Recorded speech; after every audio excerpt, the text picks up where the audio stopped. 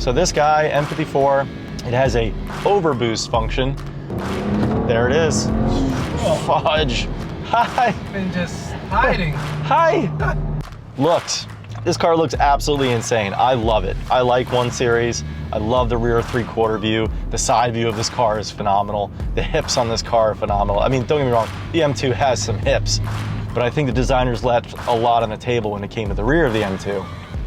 This guy, though, definitely turns heads. That guy looked.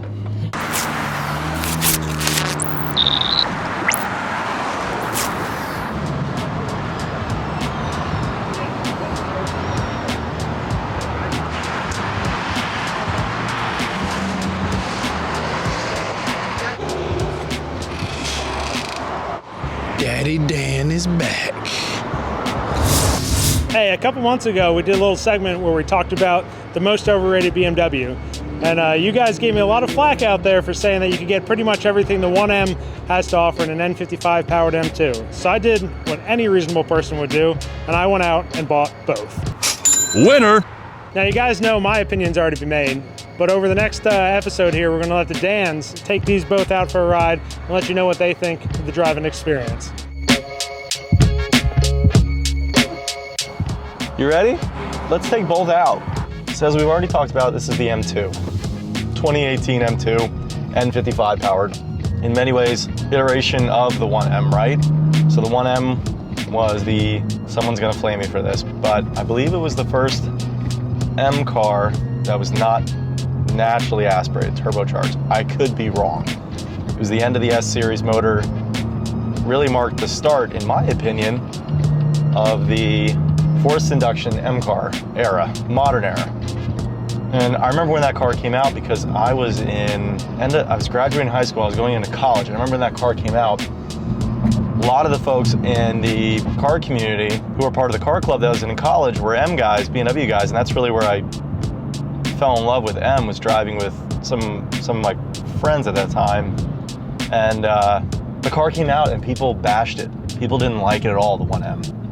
And now here we are, almost 14, 15 years later, and we're in what I would say is the second iteration of the 1M, the baby M car, which if you think about it, M, the baby M car should be the most visceral, crazy, nut, hodgepodge part pile of car. And that's what the 1M is. This is an M2. And I think what I'm gonna find out, Jay, is from driving both here and there, but not back to back, is this is gonna be a car, the M2's, the N55 M2 is going to be the car that you're gonna daily. It's gonna be for both daily driving, spirited weekend, but I would take this on a road trip. It's comfortable. My only complaint with the N55 M2 is the seating.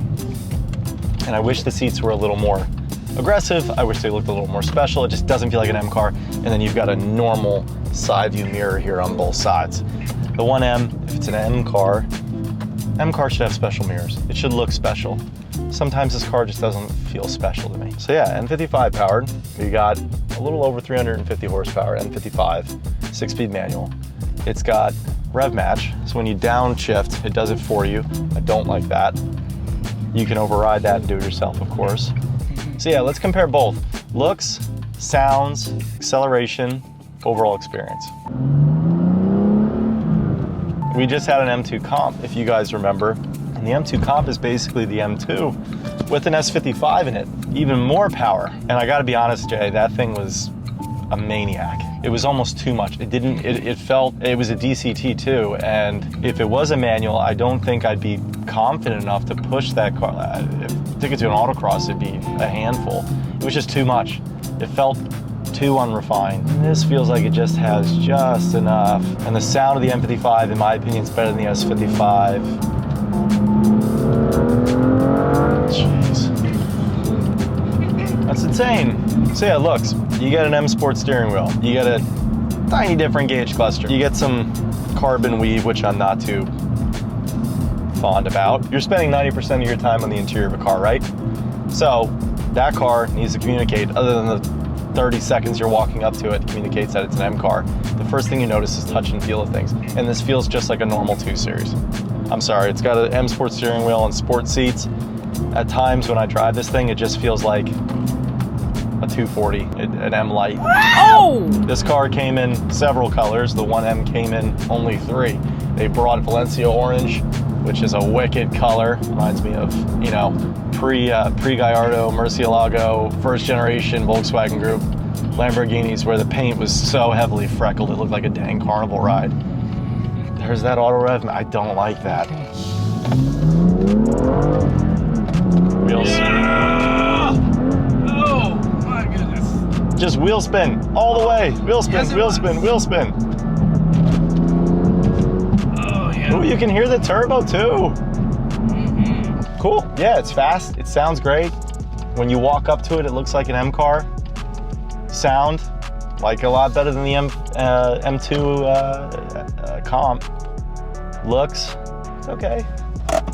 Let's jump in the 1M.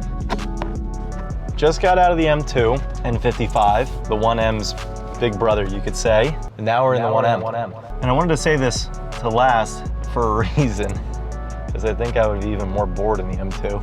Everyone's entitled to their own opinion, but mine on this guy has always been that this car is special.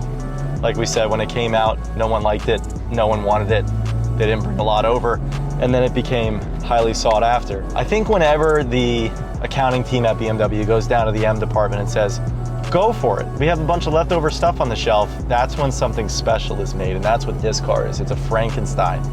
It shouldn't make sense, but it does, and it works really well. Is it as fast as the N55 N2? I don't know. I guess we'd have to have a track to find out. But I'll trust the experts. And I don't know, this feels special. It feels more raw. It feels less refined. Driving this car feels different. You got some Alcantara bits on the interior, but other than that, just like the M2 though, the seats are not anything to write home about. They're not special. It doesn't have a sunroof. Your dials are different. You have some of the gray featuring on the dial like you had on the S54, the E39M5 and all that. So I like those cues. A couple things on these 1 Series always drive me crazy. The stack is, the HVAC controls are facing the driver. And sorry if you got OCD like I do and you have one of these 1 Series, but this is facing the driver, the vent stack is facing the passenger, and your screen, which is stacked on top of that, is also facing the passenger. Maybe it has something to do with the fact that there was a whole ton more of these produced and delivered in Europe, but the fact that you have different orientations, that just blows me. So that always ticks me off a little bit. This one's got convenience package, premium package, Harman Kardon, and more recently, the first owner in 2023 did a whole bunch of maintenance, several $1,000s, rotors, gaskets, ignition coils, water pump. And out of the 3 1Ms that we've had, this is definitely the best condition example by far, cosmetically. It's got higher miles too. It's got 70,000 miles. Whoever gets this car will probably get it at 71. The Alcantara is in great shape. The mats are in good shape. It has no smells whatsoever. I think really the sum of this parts is gonna give us a better driving experience than the M2, but we live in a metro area. We're not near a track, and I'm not a top driver. This is a collective Frankenstein by BMW. It's kind of like my M3 wagon that Sean built. You get in it, you know that this car is capable of doing a lot more than you can throw at it. Looks. This car looks absolutely insane. I love it. I like 1 Series. I love the rear 3/4 view. The side view of this car is phenomenal. The hips on this car are phenomenal. I mean, don't get me wrong, the M2 has some hips, but I think the designers left a lot on the table when it came to the rear of the M2. This guy though, definitely turns heads. That guy looked. Sound-wise, I'm gonna take the M2 over this one. The M2 has a lot more throat, a lot more grunt, a lot more noise. Yeah, this is the N54 twin turbo. Phenomenal engine that you can tune to the moon, and the N55 for a reason. But this sound, I'm going with the M2. I'm sure there's a bunch of aftermarket exhausts you could throw on here to wake it up, but would you want to? Would you want to modify a 1M, given the collectability of it? I don't think so. I think I'd want to modify the M2 like the one that we have, tasteful modifications, but I wouldn't want to touch this. I want to leave it alone. Throw it in the garage, collect the value, take it out of car shows and be the only 1M there at the show. This is a future classic. The values of these guys have already gone up. They'll continue to go up, in my opinion, or they'll hold their value. It has a overboost function where some odd 7 seconds, I believe it is, at wide open throttle. It'll throw more torque down low to really kick in. And you can feel it. You really can feel it. I had an 09 335, and there is a noticeable difference in this guy. There it is. Fudge. Woo! Woo! Hi. Hi. Been just Hi. hiding. Hi. It's such a neat car. I parked this car purposely. Dan 2.0, blonde Dan and I, please put this on. Dan and I both parked this car on purpose. Dan and I both put this car on purpose in front of our desks, in front of the glass window at Atlas, just so we could look at it. Overboost. Oh my gosh. All right, guys, it's been a few weeks since we've seen you. This is our current pick of the week. It's a 2017 330. Super clean car, 55,000 miles. All it really needed was some maintenance and an engine plug. But as you can see, it's super, super clean. Under the hood, we have a B46. Pop the hood, you can get a nice shot of that. Oh yeah. That's clean, John. She clean. You ain't touch it. You ain't touched that, John. Oh, I just did the maintenance. Oh man. So it's ready to roll. What do you always say? Whoever drives it. Gonna buy it. So last week's pick of the week, we had a 228 with a 6-speed manual, and it was super, super clean. And it was funny. A gentleman had come in and drove it and bought it. I told him, Same thing. you ain't driving home without this car, bud. Santa came early. Santa came early. Santa brought some chains for this car. Yes, sir. Let's go. All right, John's about to get it right.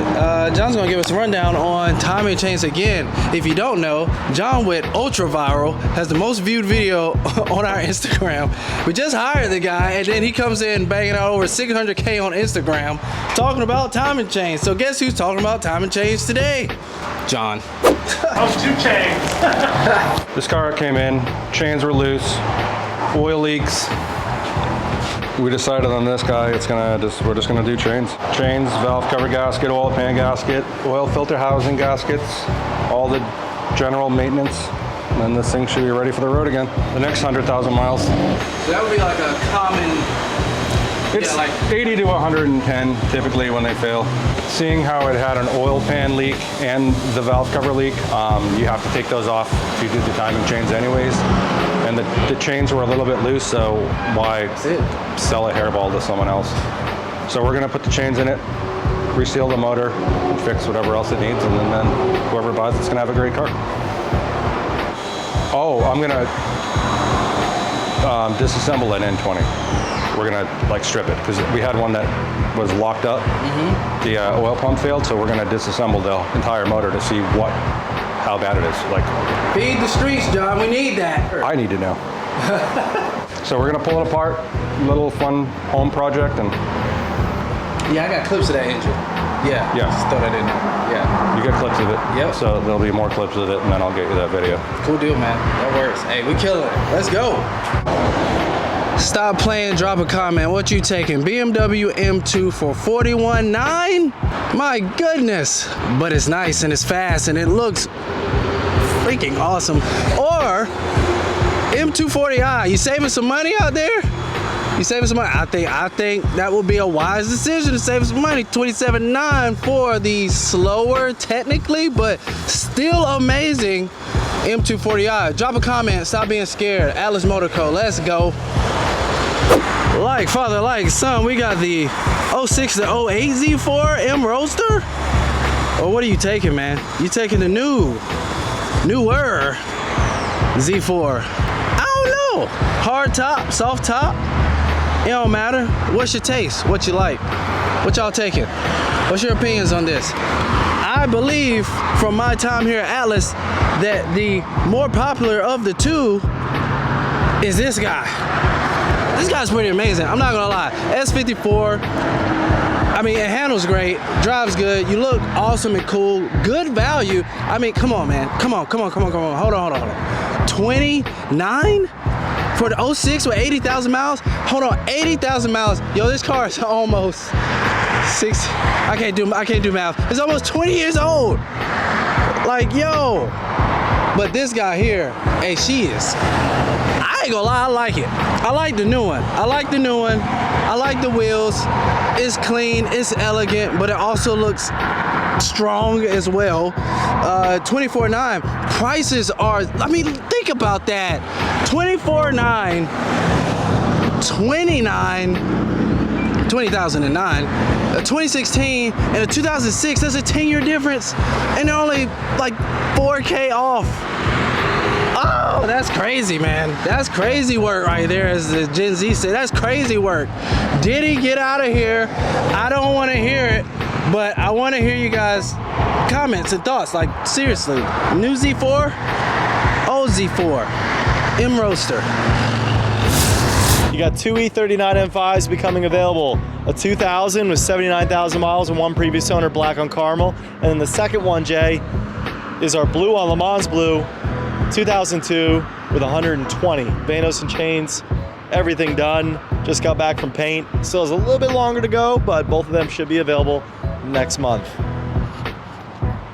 Thank you all for watching. If you guys like what you saw, please like, comment, subscribe, and follow us. We'll catch you next time.